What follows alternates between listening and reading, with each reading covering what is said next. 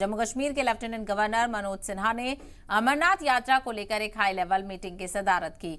इस मीटिंग में अमरनाथ यात्रा को लेकर की जाने वाली तैयारियों का जायजा लिया गया। इस मीटिंग में जल शक्ति डिपार्टमेंट के principal secretary Shalin Kabra, Amarnath shrine board के CEO doctor Mandeep Kumar Bhandari, lieutenant general Rajiv Ghai के अलावा फौज के दीगर अफसरान भी शामिल हुए। इस मौके पर अफसरान ने एलजी को अमरनाथ यात्रा की तैयारियों पर तफसीली जानकारी फराहम की।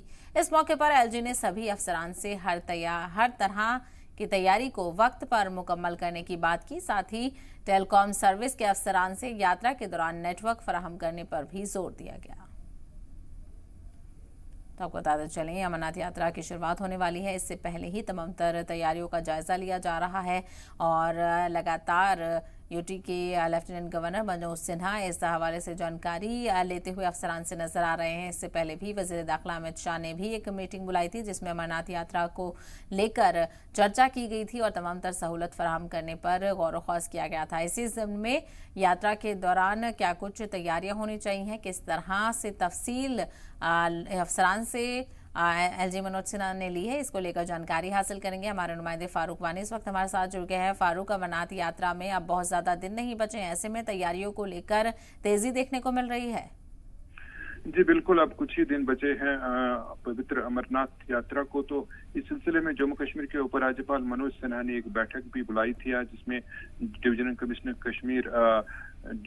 कश्मीर वीके बद्रई के अलावा जोशी 15 कोर के राजीव घाई के अलावा दूसरे जल शक्ति विभाग के प्रिंसिपल सेक्रेटरी शालीन काबरा और श्राइन बोर्ड के जो चेयरमैन हैं, इसके अलावा दूसरे अधिकारी भी पुलिस के वहां पे मौजूद थे। तो इस तरह से सेना को कहा गया कि जो टेंट्स हैं अमरनाथ यात्रा में जो लगाए जाएंगे सेना के द्वारा, तो उनको कहा गया कि वो मुकम्मल करे। इसके अलावा पानी के लिहाज से भी देखा गया कि पानी की व्यवस्था वहां पे बेहतर है जो श्रद्धालु आएंगे। तो दूसरी एंगल से भी देखा गया, जो बॉर्डर रोड्स ऑर्गेनाइजेशन है जो लगातार वहां पे सड़क का निर्माण कार्य देख रहा है, तो उनको भी कहा गया कि वो सड़क बेहतर बनाए। इस दिशा में उनको दिशा निर्देश, दूसरे जो गाइडलाइंस हैं वो भी जारी किए गए कि वो जल्दी से काम को मुकम्मल करे, ताकि जो यात्री आए उनको किसी तरह से दिक्कत का सामना ना करना पड़े।